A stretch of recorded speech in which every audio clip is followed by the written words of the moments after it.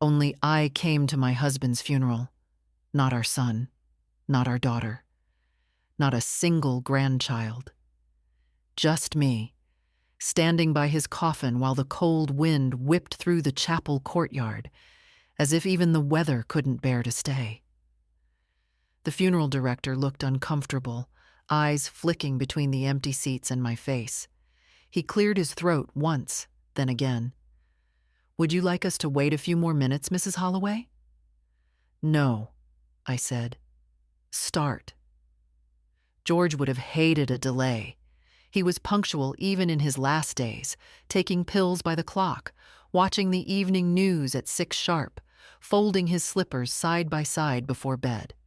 A man of habit, a man of dignity, and now a man laid to rest alone. I sat in the front row, all 5 chairs around me empty. The pastor recited scripture without conviction. The flowers were too bright, the casket too polished. I couldn't stop thinking how George would have laughed at the fuss, and then glanced around, frowning, asking where the hell the kids were. Where were they? A message had come that morning. Our son, Peter, sent a one-liner. "Sorry, Mom, something came up, can't make it." No explanation. No call. I imagined him at his office, or more likely, on a golf course with clients, pretending not to feel the weight of the day, pretending his father's death was just a small event in a busy calendar. Our daughter, Celia, hadn't messaged at all. She'd left a voicemail 2 days earlier, breezy as a spring wind. "Mom, I really can't cancel my nail appointment, and you know how anxious I get with reschedules. Tell Dad I'll visit him next week." Next week. As if dead men wait. After the service, I walked alone behind the pallbearers. I didn't cry. Not because I wasn't grieving. I had been grieving for months. But because there's a kind of sorrow so deep it sits motionless inside you, like an anchor. And that day, I was already buried under it. The cemetery was nearly deserted. One old groundskeeper watched from a distance, hand resting on a spade. The coffin was lowered. The prayers whispered. Dust met wood. Wood met silence. I stood a while after the others left. My heels sunk slightly into the earth, and I felt the wind catch my coat. The headstone would be placed later. For now, a simple plaque with George's name. George Holloway, beloved husband, father, forgotten. The word stuck in my mind like a stone in the shoe. Forgotten. Back at home, the quiet roared. His recliner sat untouched, his slippers side by side. The TV remote where he last left it. I stared at it for a long time.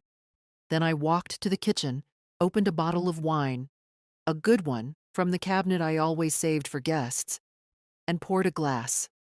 I took out my phone and opened Instagram.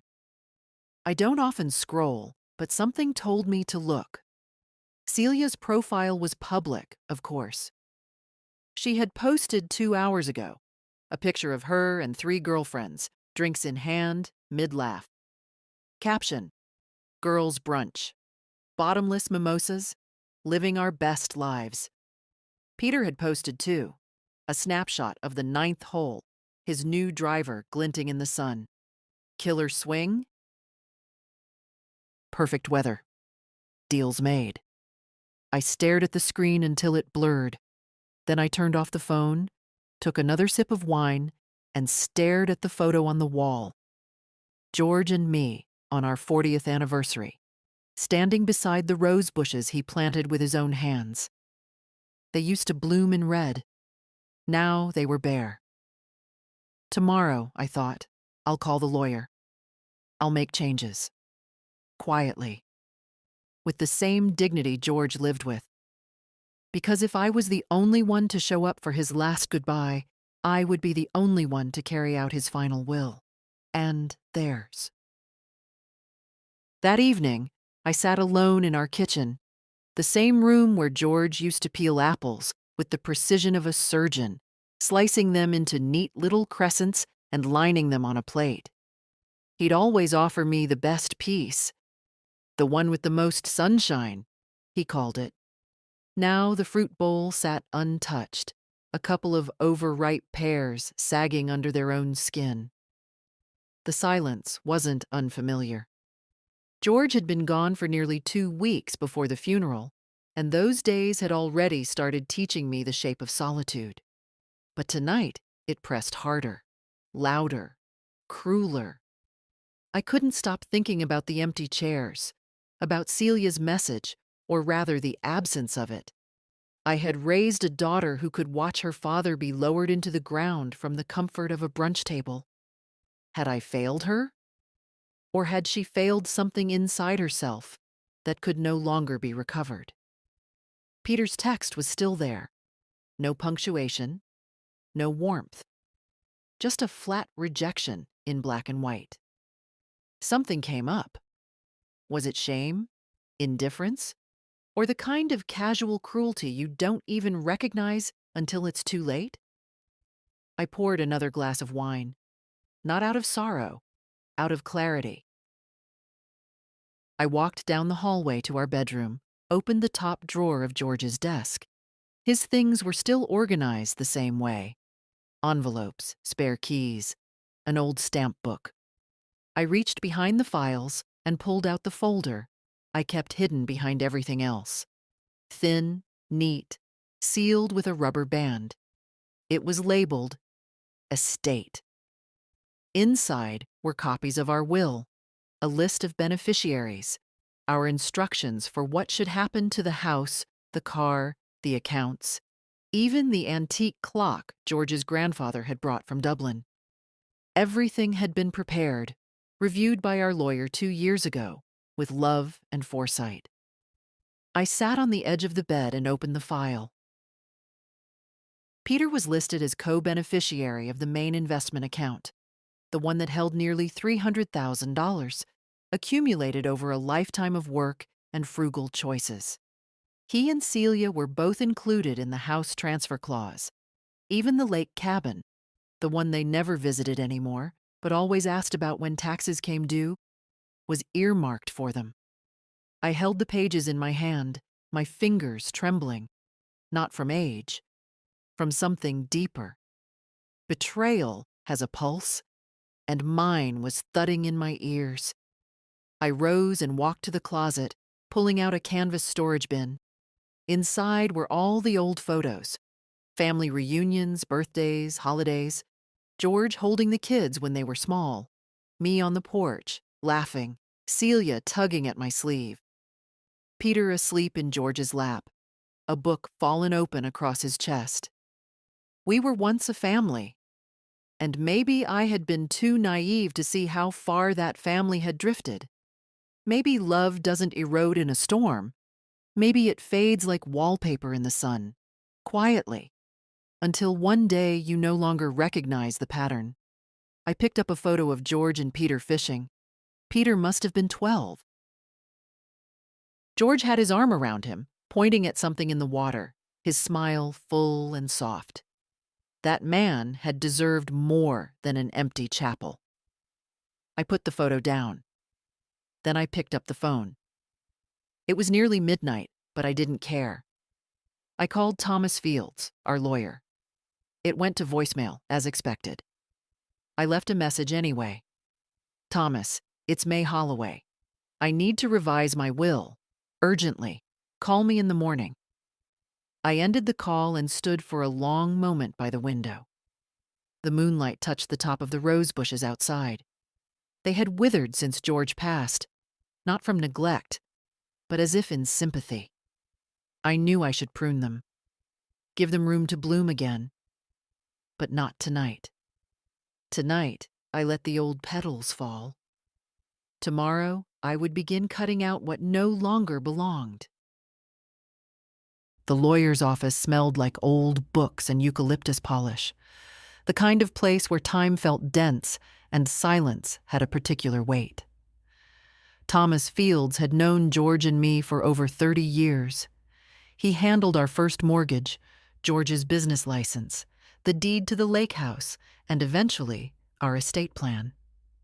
Trustworthy, precise, and, like me, a little tired of people who smiled when they wanted something.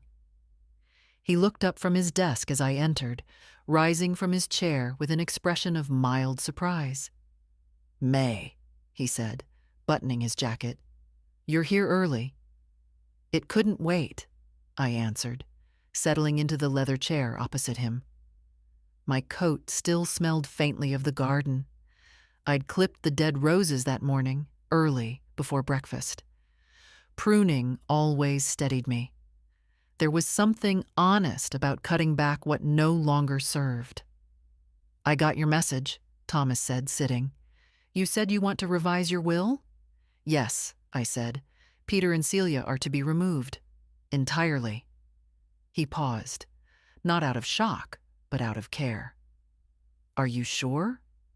I looked him in the eye. I buried my husband alone. Our children didn't come. Not a call, not a flower. They were busy. I placed my hands calmly on the table. "They don't deserve a dime." Thomas gave a slow nod. "Then we'll draft a full amendment." "You want to remove them from every provision?" "Yes. The accounts, the house, the cabin, everything." "Understood?" He opened a legal pad and began to write in tidy lines. "Do you want to redirect the assets to someone else?" I thought of Ethan, my grandson, Celia's boy, the only one who ever visited without needing something, who mowed my lawn in July not because he was asked, but because he said I shouldn't be sweating out there, who brought me library books and asked my opinion on them, who once said, "Grandma, I like talking to you more than to kids my age." I took a breath. "Yes," I said. "I'd like to set up a trust. For Ethan. I want him to have the house, the cabin, and the remainder of the estate. I want it structured carefully, protected from his parents' reach." "That can be arranged," Thomas said, with the kind of dry professionalism I appreciated. "We'll create an irrevocable trust in Ethan's name. He won't have full access until he's 30, unless for education or medical expenses. Does that sound acceptable?" "It sounds perfect." We spent the next hour reviewing details. Paper after paper, clause after clause. I didn't flinch. When you've buried your husband with your own hands and stood beside an open grave without a child in sight, a stack of legal documents doesn't scare you. Nothing trivial can reach you after that. As we neared the end, Thomas looked up from his desk again. "May, I have to say, this isn't something many people your age do so cleanly. Most want to forgive, to keep the peace." "I've kept the peace for 80 years, I said quietly, "and it buried me long before it buried George." He didn't ask any more questions.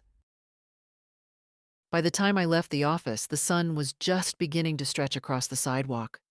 I stood outside a moment, letting the October air hit my face. I wasn't sad. I wasn't angry anymore either. I was simply done. Done waiting for my children to be people they never intended to become. Done mistaking duty for love. Done writing checks with my heart and expecting anything in return but silence. My footsteps echoed as I walked back to my car. The leather seat felt warmer than usual. I sat there for a moment, hands on the wheel, watching people bustle by on the street. A woman passed with her daughter, holding hands, sharing a laugh. I didn't envy them. I just noted the scene. Like an old song I used to like but no longer played. That night, I slept without the TV on. Without a book. Without George's old sweater folded beside me like it had been since the hospital. The silence was still there, but it didn't hurt. Not anymore.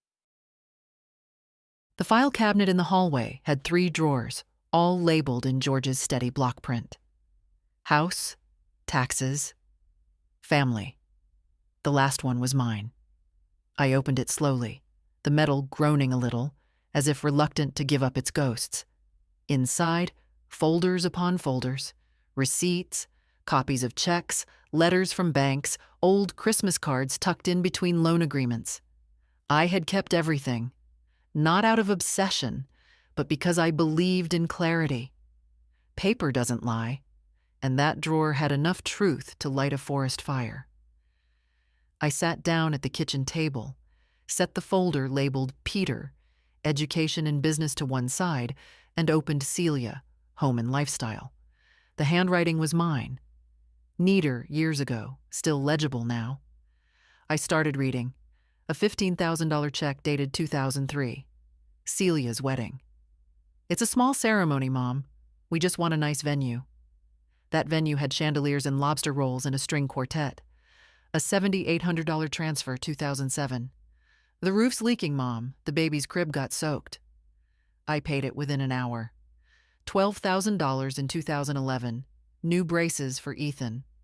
$5,000 in 2013. He wants to go to summer robotics camp. It's a big deal, Mom. A year later, when Celia called crying because her husband had been laid off, I sent another $20,000. No questions asked. You always save us, she whispered on the phone. We don't know what we'd do without you. I believed her.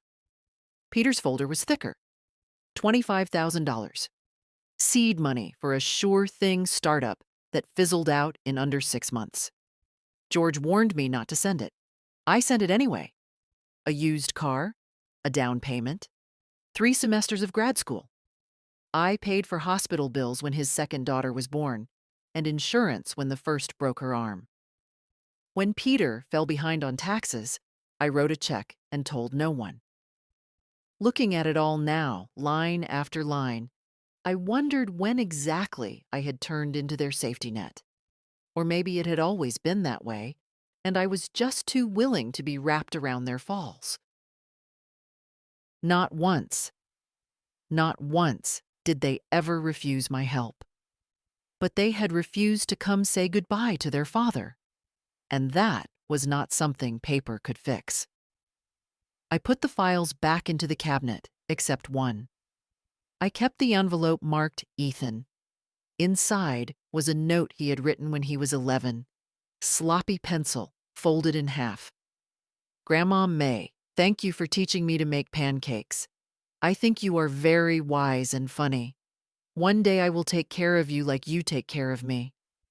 I held the paper for a long time. He was 19 now. I didn't know if he remembered writing that letter, or if it still meant anything to him. But I did. I had meant to be fair, to divide things equally. That's what people say, don't they?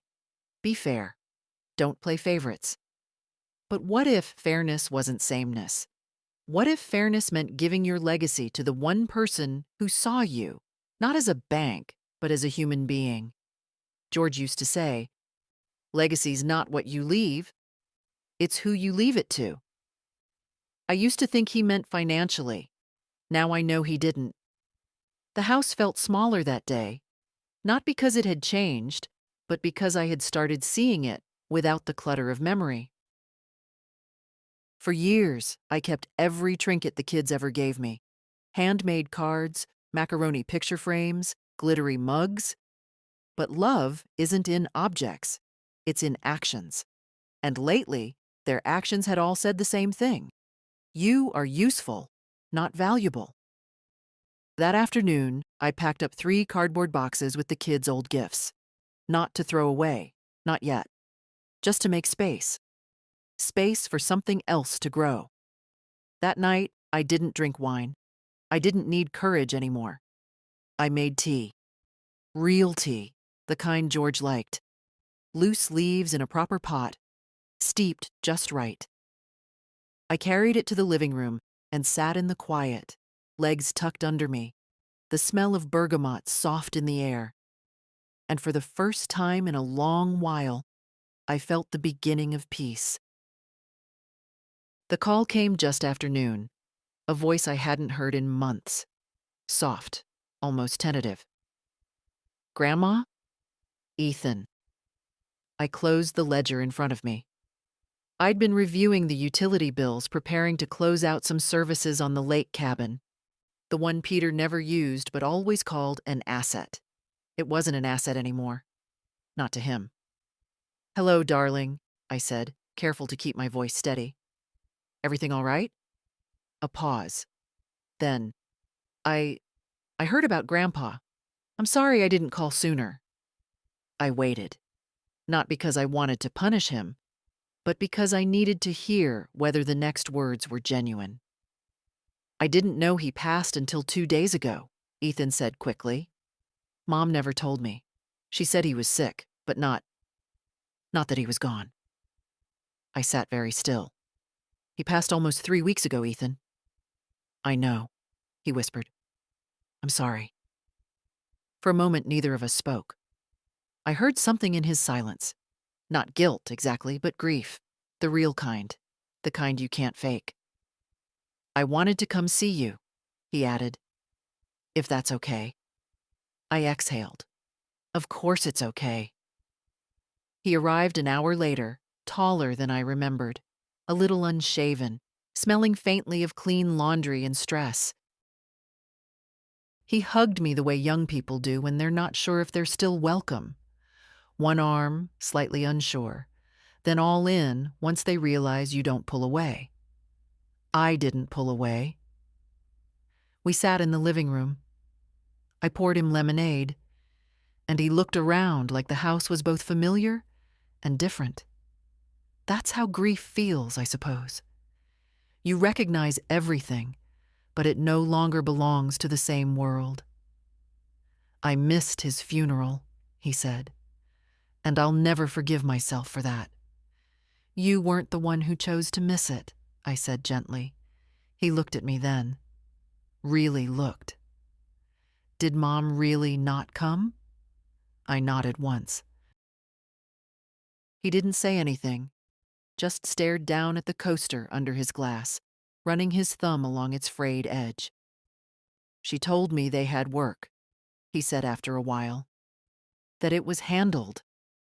I should have known better. You know now. I want to do something," he said, sitting up straighter. "For him. For you. Anything." "You're doing it," I said. "You're here." He looked unconvinced. I hesitated, then rose and returned with a manila envelope. Inside were the trust papers, unsigned, unfiled, but real. I hadn't brought them to the bank yet. I wanted to see Ethan's face first. I handed the folder to him. He opened it, brows furrowing, read the first few lines, then looked at me, alarmed. "Grandma." "What is this?" "My plan," I said simply. "This is everything. The house, the cabin, even the savings accounts." "Yes. But why me?" His voice cracked. "Why not Mom or Uncle Peter?" I could have said many things.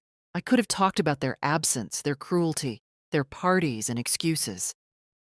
But I chose a different truth. "Because you're the only one who came back without being called." He stared at the papers, then set them down gently, as if afraid to break something. "I don't know what to say," he murmured.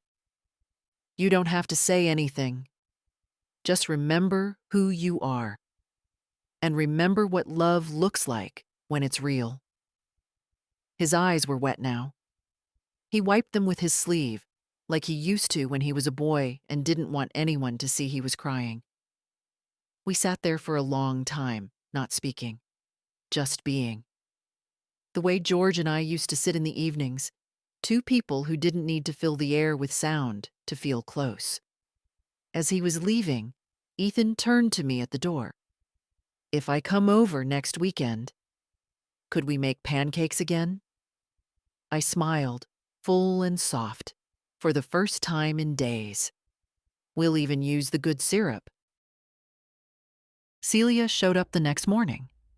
I knew she would, not because she missed me, not because she needed comfort, but because I had stopped answering her messages. She arrived without warning, the tires of her black SUV crunching the gravel too fast, like she was late for something more important. She didn't knock, just walked in, like she always used to, like the house still belonged to her in some invisible way. "Mom," she said, dropping her oversized handbag on the hall table. "I've been trying to reach you." I didn't get up. I was folding laundry, slowly, deliberately, matching socks like it was the most important task in the world. "I've been busy," I said. She scoffed softly. "Busy with what?" I didn't answer. She walked into the kitchen, poured herself a glass of water without asking, and leaned against the counter like she owned the walls. "So," she said, "is it true?" I looked at her. "What are you referring to?" She tapped her nails against the glass. "Ethan said you're changing your will." I finished folding a shirt and placed it neatly in the basket. "I am." "To exclude Peter and me?" "Yes." Celia laughed, short, bitter. "Are you serious? After everything we've done for you?" "Everything you've done?" I looked up at her now, folding done, hands still. "You didn't come to your father's funeral, Celia. You didn't send flowers. You didn't call. You didn't even ask." "I had an appointment." "Yes," I cut her off. "Your nails, and then brunch. I saw the photos." She blinked, but didn't deny it. "You want to talk about what you've done for me?" I continued. "You sent me grocery lists, bills, school payments, mortgage requests, and I paid them, quietly, without asking for anything." "That's what family does," she snapped. "Helps each other." "No," I said softly. "That's what mothers do, and I did. For years." She fell silent. "Your father built this home with his bare hands. He didn't have much, but he had pride. He taught you that respect is measured in actions, not words. And you couldn't give him 2 hours for a goodbye. That's not fair, isn't it?" She stared at the floor. "So you're really cutting us out, just like that?" "No," I said. "Not just like that. I spent the last 20 years giving without receiving. I buried my husband alone. I sat beside his grave and waited for my children. They never came. That's not just like that. That's a lifetime." She folded her arms, trying to appear composed, but her mouth was tight. "You're punishing us." "No, Celia. I'm freeing myself." "And giving everything to Ethan?" I said nothing. She laughed again, this time higher pitched. "He's a kid. What does he know about responsibility? He knows how to show up." The silence that followed was thick. I thought she might cry. I thought she might shout. Instead, she picked up her bag. "Well," she said, adjusting her sunglasses, "I hope this makes you feel powerful." "No," I said calmly. "It makes me feel peaceful." She left without another word. I waited until I heard the car pull away before I picked up the trust papers from the dining table and set them beside the folded laundry. Later that evening, I found a letter on the doorstep. No stamp, no envelope, just paper creased and smudged. "You don't understand what it's like to balance everything. We tried our best.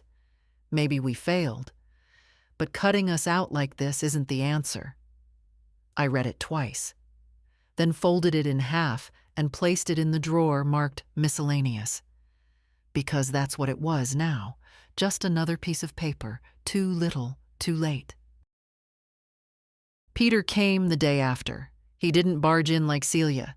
He knocked, twice, waited, then knocked again.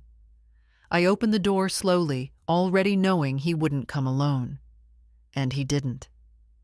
Behind him stood Meredith, his wife, wearing her usual stiff smile and a scarf too expensive for the weather. She nodded at me like I was a stranger she'd agreed to meet as a favor. "Mom," Peter said, his voice calm, rehearsed. "Can we come in?" I stepped aside. He looked around the house like someone walking through a museum of a life they no longer recognized. I led them to the sitting room. They didn't take off their coats. "I heard from Celia," he began, "and from Ethan." "I imagine you did." He cleared his throat. "I think there's been some confusion." I said nothing. Meredith crossed her legs delicately, the diamonds on her finger catching the afternoon light. "We understand this is a difficult time, May. Emotions run high after a loss." I looked at her. "You didn't come to his funeral either." She blinked. "I had a client dinner. Very important deal. International." Peter shifted. "Mom, listen. I should have called. I should have come. But I didn't know how to." "I thought maybe—" "No," I interrupted. "You thought maybe if you ignored it long enough, it would become someone else's grief." He looked away. "I waited," I continued. "I sat in a room built by your father's hands, alone, while they lowered him into the ground. And not one of you showed up." Peter opened his mouth, but Meredith put a hand on his knee. "A signal. Let her speak. We understand you're upset," she said, "and it's your right to change your will. But let's be reasonable. Ethan is a child. He's 19. Yes, but he's not experienced. He doesn't know how to handle a trust or manage a property. He could be manipulated." I raised an eyebrow. "By whom?" Meredith didn't flinch. "By people who know he's inherited something valuable. Like you," I thought. Peter tried again. "Mom, I know I've disappointed you. I know I haven't been the best son. But you have to admit this is a bit extreme." "No," I said softly. "What's extreme is abandoning your father. What's extreme is living your life as if the people who raised you are disposable." He swallowed hard. "So that's it? You're just cutting us off?" "You cut yourselves off. I'm just acknowledging the fact." Meredith stood. "This could get complicated, May. Legally." I met her gaze. "It won't. The paperwork's clean. My lawyer's good. And I've had time to think." Peter looked older than I remembered, thinner at the temples, eyes hollow. "I thought you forgave people." "I do," I said. "But forgiveness doesn't mean access." They didn't argue after that. They stood, thanked me with forced politeness, and left. Only after the door closed did I feel the tremor in my hands. Not fear, not doubt. Release. I sat by the window for a long time, watching the last light bleed out of the sky. The roses were almost bare now. Winter was close. George would have said, "They'll bloom again." And they would. But not for everyone. The bank smelled like lemon cleaner and quiet power. The kind of place where old money moved slowly and nobody raised their voice. I hadn't been inside in nearly a year, but they remembered me. "Mrs. Holloway," the receptionist said, standing immediately. "Mr. Jansen will be right with you." I nodded politely and waited by the tall windows overlooking Main Street.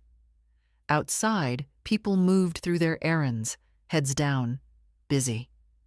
Inside, the world felt still, like something important was always just about to happen.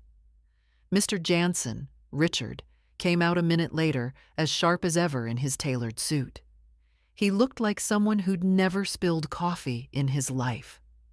"May," he greeted warmly, shaking my hand. "I was surprised by your message." "Good," I said. "Surprise is good." He smiled, unsure, and led me to his office.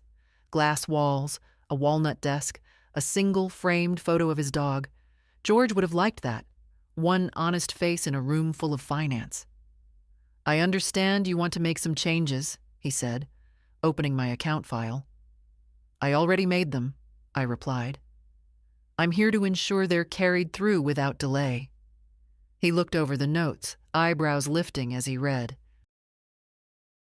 "You've revoked all linked transfers, removed Peter and Celia as beneficiaries, set up an irrevocable trust in Ethan's name.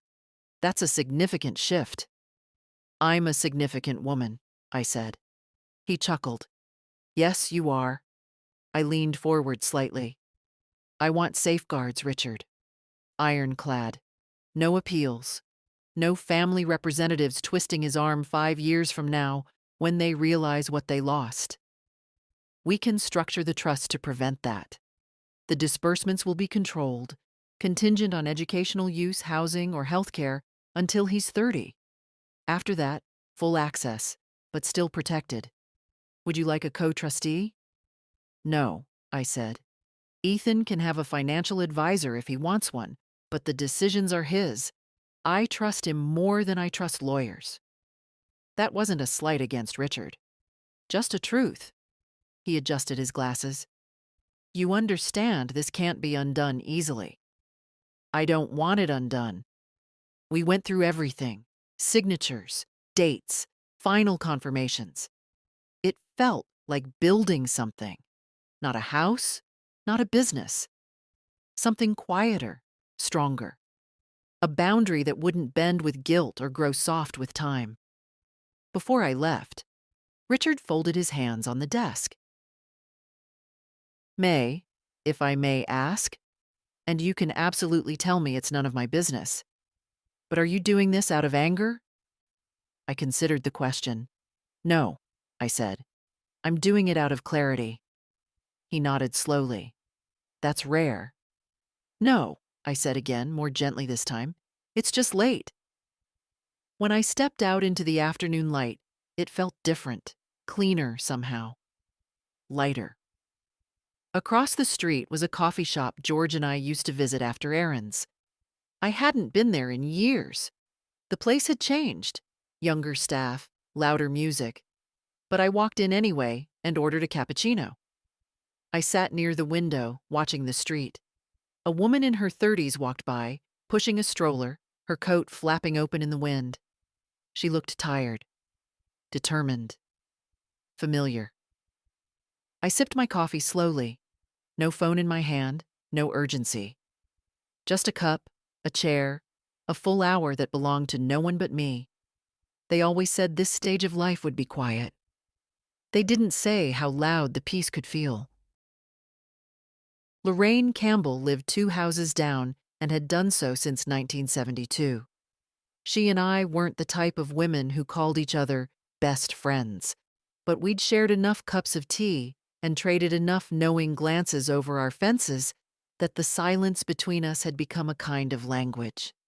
She knocked around 5, carrying a tin of lemon shortbread and her usual gentle nosiness. "I saw Peter's car here yesterday," she said as soon as I opened the door.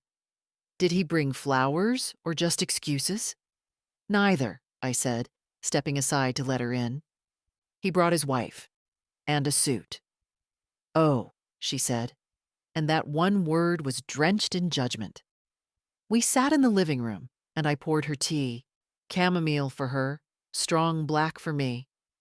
She placed the tin between us on the coffee table and didn't open it yet. She waited. "I told them," I said, "everything. That they're out of the will, that Ethan is the only one who ever came back without being asked." Lorraine let out a long breath. "About damn time." I looked at her. "I'm sorry, May," she said, softening, "but I've watched you chase their approval for years. Babysitting when you had your own doctor's appointments. Writing checks while they took cruises. Smiling when they forgot birthdays. I kept thinking, she'll snap one day. And thank God you finally did." "I didn't snap," I said. "I peeled back everything that wasn't love." Lorraine smiled. "Better phrased." We sat in silence for a moment, listening to the faint hum of the refrigerator and the occasional gust outside. Fall was beginning to settle in, the kind of fall that smelled like old leaves and the edge of something ending. "Do you regret it?" she asked eventually. I shook my head. "I regret not doing it sooner." She opened the tin, finally. The shortbread was perfect. Crisp edges dusted with sugar, buttery and soft in the middle. We each took one and chewed thoughtfully. "You know," she said, "my niece tried to get me to sell this house last spring. Said it was too much for me, that I should move to one of those senior villas near the lake." "Everything's done for you, Auntie," she said. "Laundry, meals, even group outings." "And what did you say?" "I said I'd rather die in a house full of chipped mugs and my own silence than live in a place that smelled like bleach and other people's boredom." I laughed, a small, real laugh that came up from somewhere steady. Lorraine leaned in. "You and I, we come from a generation that knows what endurance costs. We wore our spines down, raising people who think love is measured in gifts and gratitude is optional." I nodded. "You're not cruel, May," she added. "They'll say you are. They'll whisper about how she cut off her own children. But what they won't say is that you were also the one who kept them afloat through every storm, even when they didn't bother to ask if you were drowning." I blinked hard, but nothing fell. We talked for another hour about her garden, the state of the neighborhood, the squirrels chewing on her gutter again. When she left, I hugged her longer than usual. That night, I didn't turn on the television. I pulled out an old letter George had written to me during his first business trip, tucked into a drawer I hadn't opened in years. "May, this house is never empty with you in it. You are the roof, the floorboards, and the lock on the door. Even when it feels like no one sees you, I do." I read it 3 times before sliding it back into the envelope. The house was quiet, but not empty. Not anymore. It started with a walk, a simple, unremarkable act. But for me, it was the first one taken without a reason tied to someone else. Not to fetch prescriptions, not to bring a casserole, not to return a dish I didn't ask to borrow. I just wanted to walk. The morning was brisk, not cold, the kind of air that sharpened your lungs but didn't bite your skin. I wore George's old windbreaker, a size too big, frayed at the cuffs, and felt oddly comforted by its weight. I walked the neighborhood slowly, not like someone exercising, but like someone remembering what still belongs to her. The Mapletons' house still had the same blue shutters. The Wilsons' porch swing creaked the same way it did when George used to say, "We should fix ours before that one finally falls." He never did. Neither did they.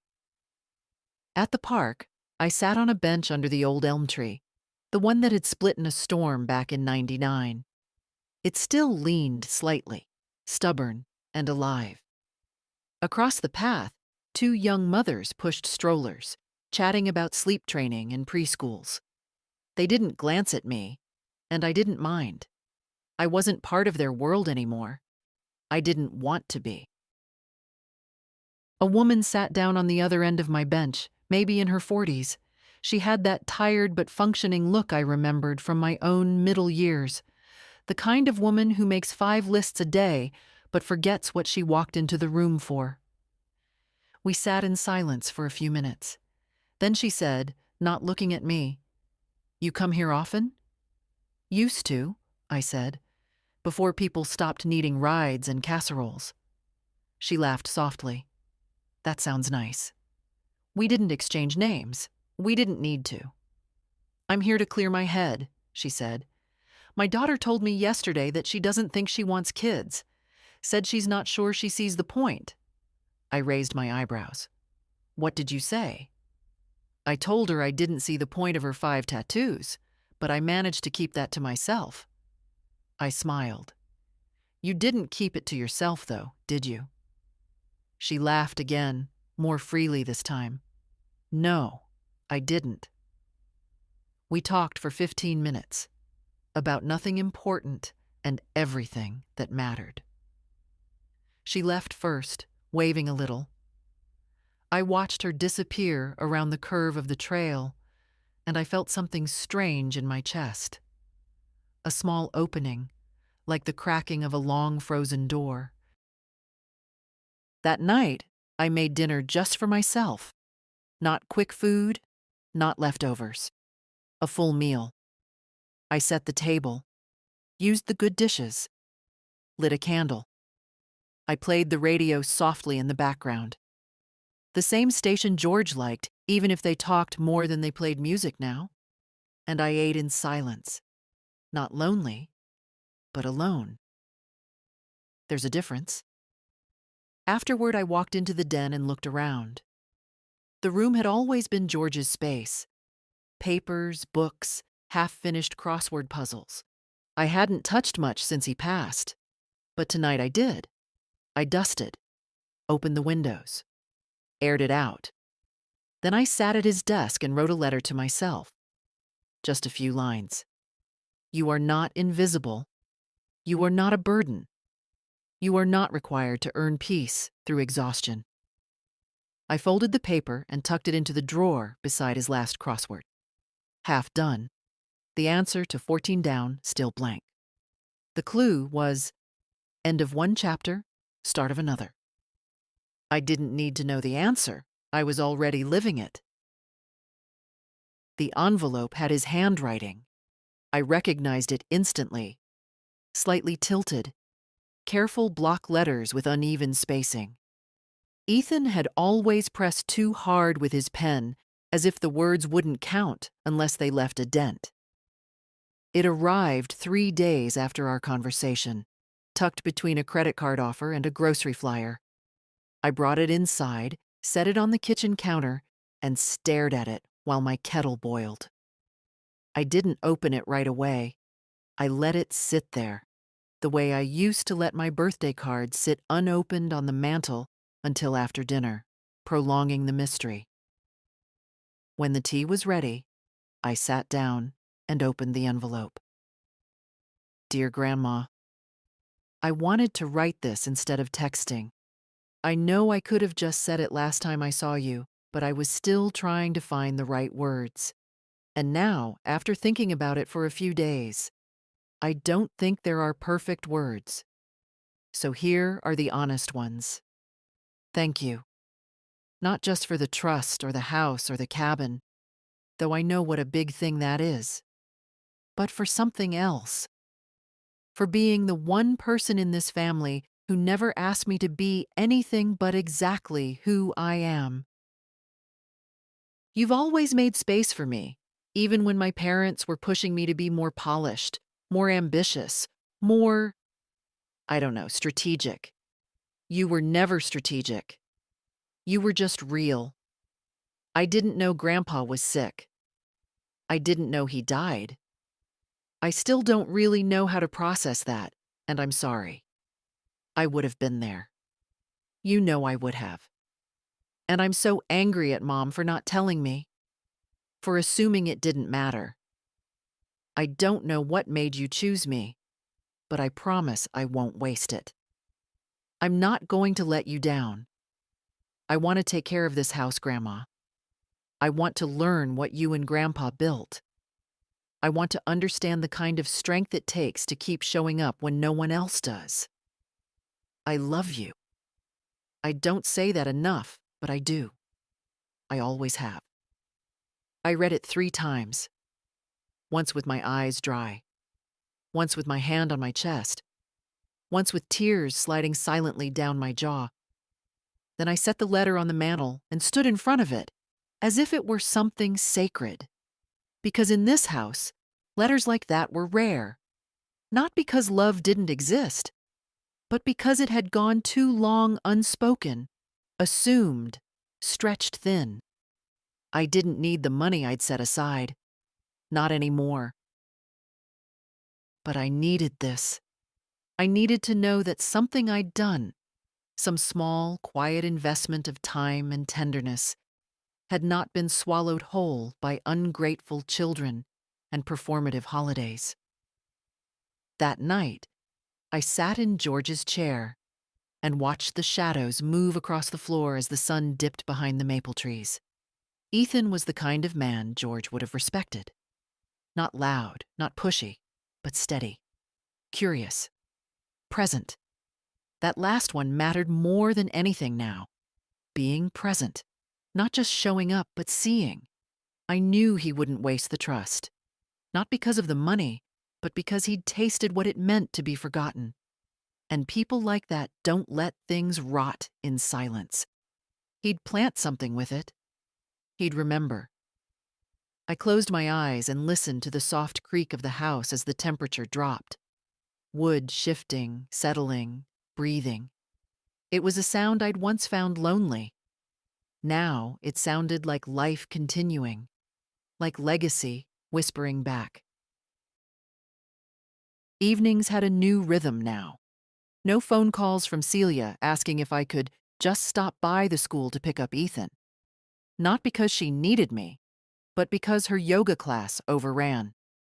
No messages from Peter wondering if I'd mind covering a surprise car repair. Never urgent enough to justify the panic, but always just enough to apply pressure. The silence had become gentle. That evening, I set the table for one.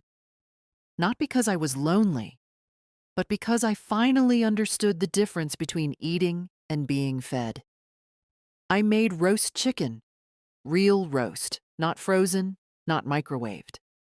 Potatoes, too. I used rosemary from the garden George had planted back when we still believed weekends were for laughter and not errands. I lit a candle. I didn't need it, but I wanted it. Halfway through dinner, the house was so quiet I could hear the ticking of the clock in the hallway. I remembered that clock from the first apartment George and I ever rented. How loud it had sounded when we lay awake at night, with no money, no insurance, no real plan except each other. He always said, "We'll build something, even if it's slow."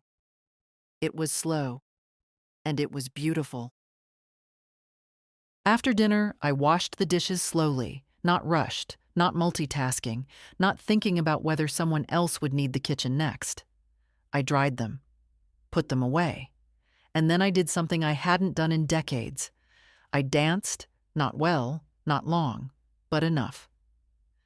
I turned on the record player, the old one George had tried to fix 100 times until he gave up and told me, "It's got more charm with a scratch." He was right. It skipped every third line, and I still knew the lyrics. I danced in the living room, barefoot, my arms raised slightly, my body stiff in places I didn't remember ever being stiff. My knees reminded me that I was 79. But my heart? My heart was 20 again. I danced like nobody was watching, because for once, nobody was.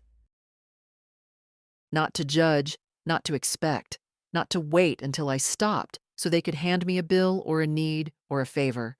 Just me, in the house I kept, in the quiet I earned. I paused only when I noticed the fireplace, unused, cold, a layer of ash still from the last winter George was alive. I knelt, cleaned it out carefully, swept the old away. It felt like a ritual, like something sacred. I found a small note tucked into a basket of kindling I hadn't touched in years. It was George's handwriting, short, simple. "Keep dancing, even if it's just in the kitchen. The world will try to make you forget who you are. Don't let it." I sat back, hands covered in dust, tears welling but not spilling. He had known. Maybe not exactly how things would play out, but he had known what life would try to do to me, how it would try to make me smaller, more polite, more accommodating. And he had left this message like a trail marker in the woods. I sat there on the rug for a while, watching the empty hearth. Not empty, I corrected myself. Waiting. Later that night, I opened my bedroom window just an inch. Let the autumn air sweep in, the kind that smells like dying leaves and something cleaner underneath. I lay under the quilt I made back in '84, when George was still working long hours and the kids were in school, and I still thought exhaustion was a kind of virtue. Now I know better. Now I know peace is a better measure. My body was tired, but not in the old way, not the way it used to be, when the weight of other people's needs settled into my spine like a second skeleton. This was good tired, earned tired, the kind that comes after claiming something back. Not a throne, not revenge, just a name. Mine. I didn't expect her. When I opened the door and saw Meredith standing there, alone, no car in sight, no Peter trailing behind with an apology rehearsed in a mirror, I felt a strange quiet fall over me. She was holding a pie, a store-bought pie. I raised an eyebrow. She offered a nervous smile. "It's apple." I stepped aside. Not out of kindness, not out of obligation, just curiosity. She walked in like someone who had been inside before but had never really looked around. Her eyes grazed the hallway, the pictures, the coat rack George built in 1981. The same one Peter once broke a peg off as a child and lied about. George never fixed it. Said it was part of the story now. Meredith stood in the kitchen awkwardly. I didn't offer her tea. Didn't tell her to sit. I let the silence do its work. Finally, she said, "I didn't come to ask for anything." "Good. I heard what happened. What you told Peter. About the trust. The house. Everything." I nodded. "I know you probably don't believe me," she continued, her hands now clasped tightly in front of her. "But I wanted to say thank you." That startled me. "For what, exactly?" "For not giving it to Peter." She looked up, and for the first time in all the years I'd known her, I saw something genuine, not filtered, not calculated. "Peter never learned how to stand on his own," she said. "He grew up with everything handled for him. I tried to keep up that illusion, but—" She stopped, eyes glassy now. "You enabling it didn't help, but neither did I. And now it's just who he is." I said nothing. She went on. "I know he blames you, and Celia blames you. But what they don't say is that you were the one holding the whole thing together while they complained about the way you did it."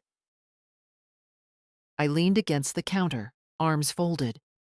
"So why are you telling me this now?" "Because I'm tired too," she whispered. We stood in that still kitchen for a long moment. No one moved. The pie sat untouched between us. She finally sat down. "I want you to know I admired George," she said. "He was kind to me, even when he didn't have a reason to be. And I know I never said thank you for everything you did, for the help, the money, the babysitting, the constant yes." I watched her. "You didn't owe me thanks," I said. "But you owed him your presence when he left this world, and you didn't show." She looked down. "I know." There was no satisfaction in saying it. Just truth, like brushing dust off a windowsill. She reached for her purse, not to leave, but to take something out. A small photo, worn at the edges. It was a picture of Ethan, maybe 5 years old, sitting on the swing in my backyard. I'd taken that photo on a Sunday. Meredith must have taken it from one of the Christmas cards I'd sent years ago. "He loves you," she said. "You know that, right?" I nodded. "I hope someday he loves someone like that," she added. "And I hope he knows how rare it is." She stood then, straightened her coat, I won't take up more of your time, she said, but I wanted to say it before the story gets rewritten, before they turn you into the villain in their version. She walked to the door and opened it herself. The wind caught the edge of her scarf. For a second, she looked younger, less lacquered. Just a woman who had also spent a lifetime giving herself away to people who never saw it. She paused in the doorway. "Don't let them take your peace, May," she said. "They've taken enough." And then she was gone. I stood there a long time before I picked up the pie and placed it in the fridge. Not out of sentiment. Just because it would be good with tea tomorrow. A week later, I got a letter from the attorney. Not an emergency, just a confirmation. The new documents were filed. The trust was active. Ethan's name now lived on every deed, every account, every line where Peter and Celia's names used to be. It felt quiet, not triumphant, not dramatic, just steady, like a book finally closed after sitting too long open, pages curling in the air. I took the envelope into the garden. The roses had finally given in to the cold. George used to say they surrendered with dignity, and I always liked that phrase. Now I knew what he meant. There's a way to let go that doesn't look like defeat. I sat on the bench and ran my fingers over the paper. It was real now. All of it. Not just a decision made in grief or anger. It had settled into me, into the house, into the garden. I had done what needed to be done. And strangely, I felt something else too. Not relief, not pride, permission. Permission to start again, even if it was just with the small things. That afternoon, I brought out the sewing machine. It had been packed away since before George got sick. I cleared the table, oiled the wheel, threaded the bobbin with the same quiet care my mother once taught me. I didn't need to make anything important. I just wanted to hear the hum again. That soft, working rhythm that reminded me of women who kept going, no matter how much they carried. I made new curtains for the kitchen. They didn't match anything. Bright blue with clumsy white stitching. But they were mine. The next morning, I got up early and made pancakes. Real ones, from scratch, not from a box. I set 2 plates on the table. I knew Ethan would come. He always came when he said he would. He arrived just after 9, carrying a bag of groceries I hadn't asked for. "Just thought you might want something fresh," he said. I smiled. "You want to learn how to make them today?" "Yeah," he said. "I do." We cooked together. I showed him the trick to flipping without tearing, how to test the pan's heat with a drop of water, how to fold the batter without losing the air. He listened. Really listened. Not the way Peter used to. Impatient. Always looking for the shortcut. "You're good at this," he said, biting into the first one. "I've had time to practice," I said. He poured more syrup and grinned. "You know, I think this place could be something." I looked at him. "The house?" he said. "I don't just mean keeping it, I mean using it. Maybe for others. Like a space for people who don't have a place to go. Or even a little garden workshop. Teach people things." I felt something open inside me I didn't expect. Hope. Not the loud, desperate kind. The soft, patient kind.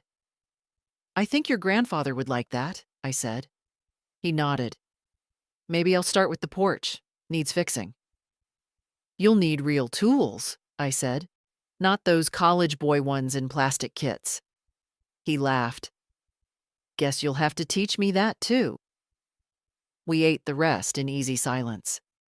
After he left, I stood at the sink washing dishes, the window open, new curtains swaying gently. The wind smelled of dry leaves and something faintly sweet. Maybe cinnamon, maybe memory. I looked out at the yard. The roses were gone for the season. The bench was cold. The trees stood bare but upright. And for the first time since the funeral, I felt no weight pressing down on me, just the shape of what was next. Something Ethan would build, something I had cleared the space for. The first snow fell lightly, just a whisper of white dust across the yard, the kind that doesn't stick yet but tells you the season has truly changed. I watched it from the back porch, wrapped in my thick cardigan, coffee in hand. Ethan was out front, measuring the steps with a small level, mumbling to himself like George used to when he worked. It had been a month since I signed the papers. The world hadn't applauded. The sky hadn't opened. But something in me had shifted. A weight carried for decades was finally gone. And what replaced it was not anger, not victory, just space. I had made room for something new. The kids hadn't called again. Celia had sent one text. "I hope you're proud of what you've done." I hadn't responded.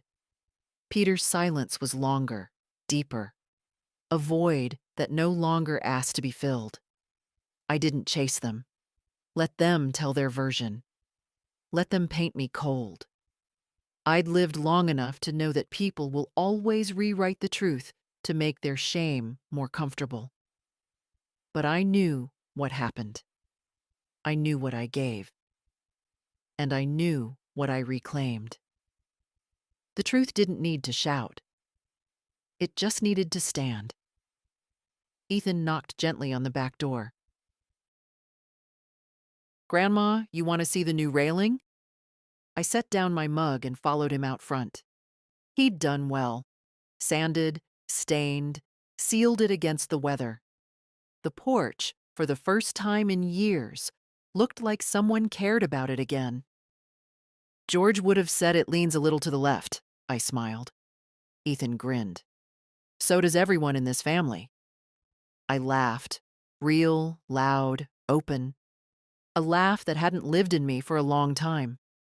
He stood beside me, wiping his hands on a rag. "I was thinking, maybe next spring, we could start a little garden, out front. Not just flowers, vegetables, herbs, something that grows." I looked at him, and I saw not just the boy I used to tuck in, but the man who had chosen to show up. That sounds just right. We went inside, the cold starting to bite now. I made soup. He fixed the squeaky cabinet. I showed him where the breaker box was.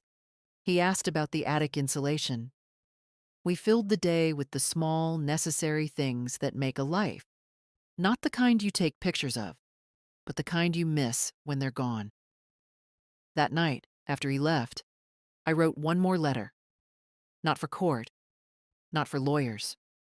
For myself. To the woman I used to be. You tried. Longer than you should have. You bent yourself into shapes that didn't fit, spoke gently when you should have stood tall, gave when you should have said no. But you also loved. Fiercely. And that is not a mistake. Now you are free. Free to dance in kitchens. To plant something just for the pleasure of watching it grow. To say no without guilt. To say yes without fear. To give when it is deserved, not demanded. You are not cruel. You are not bitter. You are clear. And that, finally, is enough. I folded the letter and placed it in the same drawer where I'd once kept the old family photos. Not to hide it. Just to know it was there. Like a lighthouse I had built myself. Before bed, I stepped outside one last time. The stars were sharp, the cold deeper now. I looked up at the sky and whispered, he would have been proud. Not of the decision, not even of the strength, but of the fact that I had finally chosen peace. Not loud, not showy, just mine. So here's what I'll leave you with. You who have read this far, who may have your own silences, your own aching rooms, your own unspoken boundaries. Do not wait for someone to hand you peace. Choose it. Do not confuse love with obligation. Do not confuse duty with worth. And if your house is full of noise but no one hears you, make a new kind of quiet. One where you are no longer invisible. One where you do not have to disappear to feel safe. If this story found something true in you, share it. Tell someone, or just hold it close and know it is never too late to come home to yourself. Follow for more stories like this. Leave a comment if it echoed something in you, or simply sit with it a while. I promise that's enough. Okay, I need a second here. I just watched this video and I'm not gonna lie to you all. This one hit different. The title alone, At My Husband's Funeral, No One Came But Me. My children chose parties over their father's goodbye. I've been doing commentary videos for 3 years now. I've covered drama, I've covered wholesome content, I've covered everything in between. But this is the kind of story that makes you sit back and question everything about how we treat family, how we show up for people, and what we've become as a society. Before I even dive into the actual content of this video, I want to talk about my initial reaction when I saw this title pop up on my feed. I scrolled past it at first, honestly. I was looking for something lighter, something easier to digest. But it kept nagging at me. I kept coming back to it. Because you can't read a title like that and not wonder what happened. You can't read about a woman standing alone at her husband's funeral and not feel something deep in your chest. So let me break down what we're dealing with here. A woman, a widow, standing alone at her husband's funeral. The man she presumably spent decades with. The father of her children. And where are those children? At parties. Parties. Not even something remotely important. Not urgent work obligations. Not medical emergencies. Not situations beyond their control. Parties. And I know what some of you are thinking right now. Maybe there's more to the story. Maybe the dad was abusive. Maybe he was absent. Maybe he was a terrible person. And you know what? I thought the same thing at first. Because that's what we do now, right? We immediately look for reasons to justify the unjustifiable. And I know what some of you are thinking right now. Maybe there's more to the story. Maybe the dad was abusive. Maybe he was absent. Maybe he was a terrible person. And you know what? I thought the same thing at first. Because that's what we do now, right? We immediately look for reasons to justify the unjustifiable. But here's the thing, and I really want to emphasize this. Even if someone was difficult, even if the relationship was complicated, a funeral is not about you and your feelings. It's not about your grievances. It's about showing up. It's about respect for the dead, support for the living, and honoring the end of a human life. You can hate someone your entire life and still show up to their funeral for 10 minutes. Out of basic human decency. I've been to funerals of people I didn't even like. I've stood in the back of funeral homes for acquaintances, for distant relatives, for people I barely knew. Why? Because their family needed bodies in seats. Because someone who loved them needed to know that their person mattered to others. Because showing up is sometimes the only thing we can do in the face of death. Imagine being this woman. Just stop and really imagine it for a second. Imagine planning your husband's funeral. You're already drowning in grief, in paperwork, in making arrangements. You're probably not sleeping. You're probably barely eating. You're moving through the world like a ghost because part of you died with him. You're picking out a casket, choosing flowers, writing an obituary, selecting music. All these impossible decisions while your brain is screaming that this can't be real. And then you call your children, to tell them about this service, the children you carried, birthed, raised, sacrificed for, the children who called your husband Dad their entire lives. And they say, "What? Sorry, Mom, I've got this party I can't miss. Dad would understand. I'll visit the grave another time." What exactly do you say to your mother to justify not attending your own father's funeral? Let me tell you something about funerals that I've learned in my life. They're not really for the dead. The dead are gone. They don't know who shows up and who doesn't. Funerals are for the living. They're for the people left behind who need to grieve collectively, who need to feel less alone in their pain, who need to be reminded that the person they lost mattered to others. The audacity, the absolute audacity of choosing a party over your parents' funeral. I don't care if it's your best friend's birthday, your colleague's retirement party, or even your own celebration. You cancel. You postpone. You miss it. Because some moments in life don't get do-overs. You don't get to go to your father's funeral twice. And let's talk about what this says about how these kids were raised, or more importantly, about the world we're living in right now.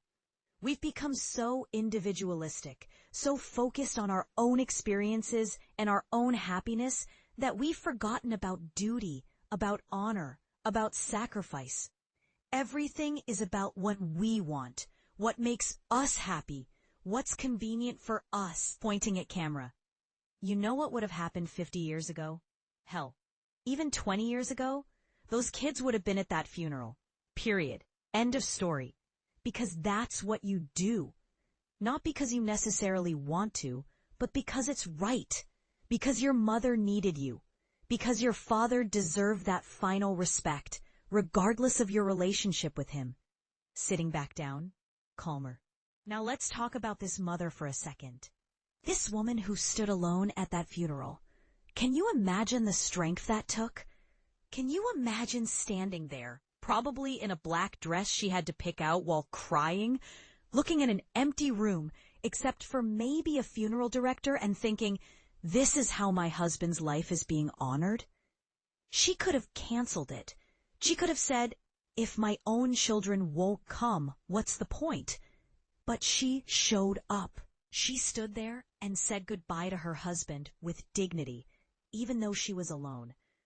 Even though her heart was breaking twice over, once for her husband's death and once for her children's betrayal. Because let's call it what it is. Betrayal. When your mother needs you most and you choose a party instead, that's betrayal. When your father is being laid to rest and you're out having drinks with friends, that's betrayal. There's no sugarcoating it. And the comment section on this video is absolutely going off. Thousands of comments. People are furious. I'm seeing comments like, I would disown my children immediately. This broke my heart. That poor woman. What kind of monsters did she raise? The parties they attended better have been their last with any inheritance money. Okay. Laughing bitterly. Oh, and speaking of inheritance, you know that's going to become an issue, right? You know these kids are going to come around eventually asking about the will, about the house, about life insurance. And I hope this mother has the strength to look them in the eye and say, you couldn't show up when it mattered. Why should I show up for you now? But here's what really gets me about this whole situation. It's not just about these specific kids. It's a symptom of something bigger. We're losing our connection to death, to grief, to the rituals that bind us together as families and communities. Funerals used to be these communal events where entire neighborhoods would show up, where people would bring food, share stories, sit with the grieving family. Death was something we faced together. Now we're so uncomfortable with death that we avoid it at all costs. We send a text message of condolences and think we've done our duty. But grief isn't something you can outsource. Support isn't something you can delegate. Some things require your physical presence. They require you to be uncomfortable, to sit with pain, to put your own life on hold for a few hours. And I'll tell you something else. Those kids are going to regret this. Maybe not today, maybe not tomorrow, but one day they're going to wake up and realize what they did. They're going to remember that they chose a party over their father's funeral, and that guilt is going to eat them alive. Because here's what you learn when you get older. We don't regret the parties we missed. We regret the funerals we didn't attend. We regret the hospital visits we skipped. We regret the phone calls we didn't make.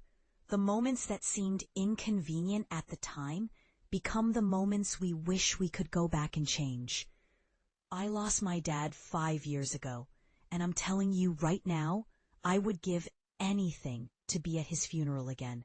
I would give anything for one more chance to stand there and honor his life. These kids threw away that chance like it was nothing. Now, I want to address something because I know there are situations where not attending a funeral might be justified. Maybe there was severe abuse. Maybe there's a restraining order. Maybe there's genuine trauma that makes attendance impossible. I get that. Not every parent-child relationship is healthy. But if that was the case here, this mother wouldn't be devastated that no one came. She would understand. The fact that she's heartbroken tells me this wasn't that situation. This was just selfishness. Pure, unfiltered selfishness. And my heart breaks for this woman. It breaks for her because she's now living with 2 losses. The loss of her husband and the loss of respect for her children. How do you come back from that? How do you sit at Thanksgiving dinner with the people who couldn't be bothered to show up when you needed them most? You know, I've been thinking about my own life watching this. About the times I've made excuses not to show up for people. Nothing this egregious, but still, times when I put my convenience over someone else's need. And this video is a wake-up call. If you're watching this and you have aging parents, show up. Show up while they're alive. Show up when they're sick. Show up when they need help moving furniture or just need someone to talk to. Show up at their celebrations and show up at their low moments. Because one day you won't be able to show up anymore, and you'll have to live with whatever you chose to do before that day came. To the woman in this video, thank you so much for watching this. If you're out there watching, I'm sorry. I'm sorry you had to stand alone. I'm sorry your children failed you. I'm sorry your husband's life wasn't honored the way it should have been. But I want you to know that your story has touched millions of people. Millions of us who see your strength, who admire your dignity, and who are learning from your pain. And to those children, I hope you're watching this too. I hope you're reading these comments. I hope you're feeling the weight of what you did. And I hope you find the courage to apologize. Not because it'll fix anything, but because your mother deserves at least that much. Final message. Family isn't just about showing up for the good times. It's about showing up for the hard times, the sad times, the times when you'd rather be anywhere else. That's what makes it family. That's what makes it love. Serious. Show up for your people, everyone. Show up even when it's hard. Especially when it's hard, because the moments we show up when it's difficult are the moments that define who we are. All right, I'm going to end this here because honestly, I'm too emotional to keep going. Drop your thoughts in the comments. Be respectful. This is a real person's pain we're discussing. Hit subscribe if you want more real talk. And please, please call your parents today. Tell them you love them. Ask when you can visit. Don't wait. Life's too short, and funerals don't have do-overs.